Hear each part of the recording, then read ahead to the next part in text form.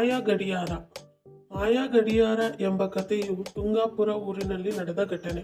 ತುಂಗಾಪುರ ಎಂಬ ಊರು ತುಂಬಾ ಸುಂದರವಾಗಿ, ಅಲ್ಲಿನ ಜನ ಸುಖ ಸಂತೋಷದಿಂದ ವಾಸವಾಗಿರುತ್ತಿದ್ದರು. ತುಂಗಾಪುರದಲ್ಲಿ ಎಲ್ಲ ಜನರು ಸುಖ ಸಂತೋಷ ಸಮೃದ್ಧಿಯಿಂದ ತುಂಬಿ. ಆದರೆ ತುಂಗಾಪುರದಲ್ಲಿ ಒಬ್ಬ ವ್ಯಕ್ತಿ ಇದ್ದ.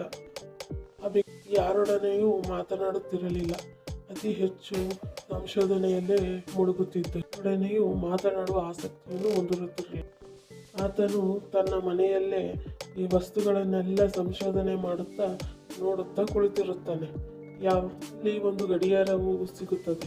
ಆ ಗಡಿಯಾರವು 50 ವರ್ಷದ ಹಿಂದಿನ ಹೋಗುವ ಜೊತೆಗೆ ಈತನು ಹಿಂದೆ ಹೊರಡುತ್ತಾನೆ. ಅಲ್ಲಿ ತಮ್ಮ ತಾತ ಮುತ್ತಾತ ಹಾಗೂ ಎಲ್ಲರನ್ನೂ ತಮ್ಮ ಚಿಕ್ಕ ವಯಸ್ಸಿನವರಂತೆ ಕಂಡು ಆಶ್ಚರ್ಯಗೊಳ್ಳುತ್ತಾನೆ.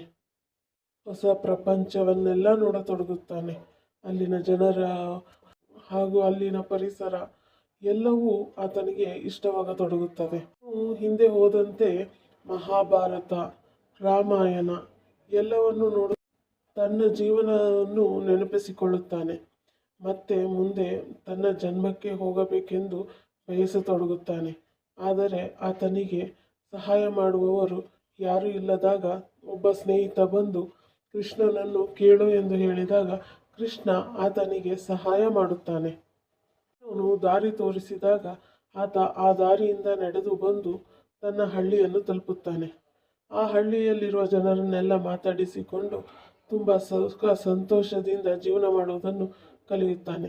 ತನ್ನ ಮನೆ ಎಲ್ಲವನ್ನು ನೋಡಿ ಖುಷಿ ಪಡುತ್ತಾನೆ.